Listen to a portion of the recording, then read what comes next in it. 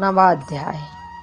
सूत जी कहने लगे। इसके पश्चात नारद जी विस्मय युक्त हो मेधावी ऋषि की कन्या का वृत्तांत पूछने लगे। नारद जी ने पूछा, हे मुनि, फिर उस ऋषि कन्या ने वन में क्या किया? क्या किसी ऋषि ने उसके साथ विवाह किया?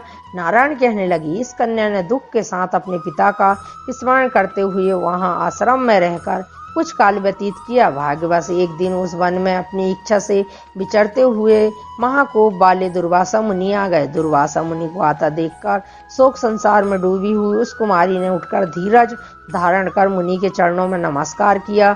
नमस्कार करके मुनि को अपने आश्रम ले गई। आर्ध पार्ध और वन के नाना प्रकार के फलों से आदर करके मुनि का पूजन किया। फिर मुनि कन्या के आदर से कहने लगी, हे मुनि, आपको नमस्कार है। मुझ दुर्भागिनी के आश्रम में आपका कैसे आना हुआ? आपके आने से मेरे भाग्य का उदय हो गया अथवा मेरे पिता के पूर्ण प्रताप से मुझको समझाने के लिए आप आए हैं? आप जैसे महात्मा के तीर्थ रूपी पांवों के रजकण को स्पर्श कर मेरा जन्म सफल हो गया, जो आप जैसे महात्मा का मुझको दर्शन हुआ। इस प्रकार कहकर वह बाला उसके आगे चुपचाप होकर खड़ी हो गई। तब दुर्वासा मुनि हंसकर कहने लगी, धन्य ब्राह्मण पुत्री, तुमने अपने पिता के कुल का उद्धार कर दिया।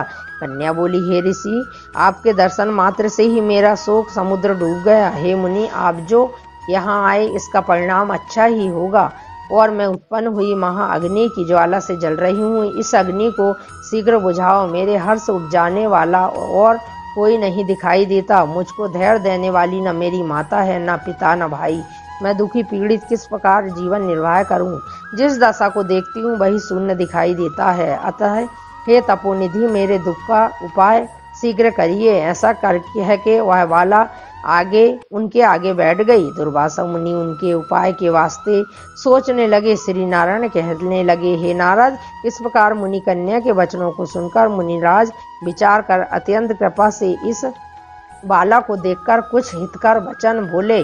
नवाध्याय समाप्त। बोलिए वृंदावन बिहारी लाल की जय।